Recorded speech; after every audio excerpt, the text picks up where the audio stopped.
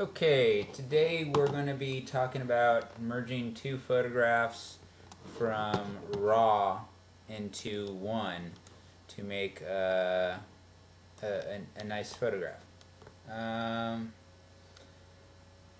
Okay, so in RAW, let's use this as an example. Let's say we wanted to boost saturation, and yeah, I'm making pretty extreme edits, but this is just so that you guys get the point. Maybe lower the exposure, increase the blacks, and let's increase the contrast. Okay, and let's do the brightness just a little bit. Alright, so we have this setting, and I can click right here under snapshots, and I can add a snapshot. Let's say I'm going to label this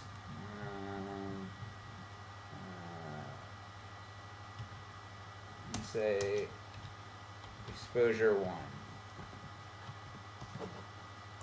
And now I'm going to go back here, and now I'm going to adjust just for the rocks right here. Okay, I just want to make those look good. I think they're a little too saturated, so I'm going to lower the saturation, increase the blacks, and maybe increase the clarity a little bit. Okay, now what I'm going to do next is I'm going to hit open image. And once I open image, this appears, and I'm going to make this nice and small so that you guys can see it. And I'm going to bring my layer palette in here.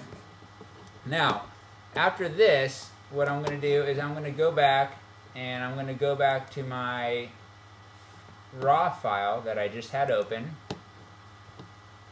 And once I go back to this file, I can go back to my snapshots right here and go back to my exposure 1, which I exposed for the dark sky. Click open image, and once that opens up, I can take this from here, and now I have two images from the same RAW file. One exposed for the dark sky, the other exposed for the rock. I'm going to click on my move tool, drag it in, and you'll see that it'll kind of snap into place. Just like so. We can get rid of this image now. And you can see, you can go to your layers palette and turn the eye on and off, right, to make sure that they're aligned perfectly. Now what I can do is I can create a mask right here, and I'll just rename this dark exposure. And once I create a mask, what I can do is I can go to my paintbrush, and I can kind of mask through, because we want to show the exposed for the rock. And once I do that, and obviously you'd want to spend more time selecting the rock. This is just for an example. Maybe change the brush size and the hardness so that you select only the rock. Alright, I'm doing this way fast.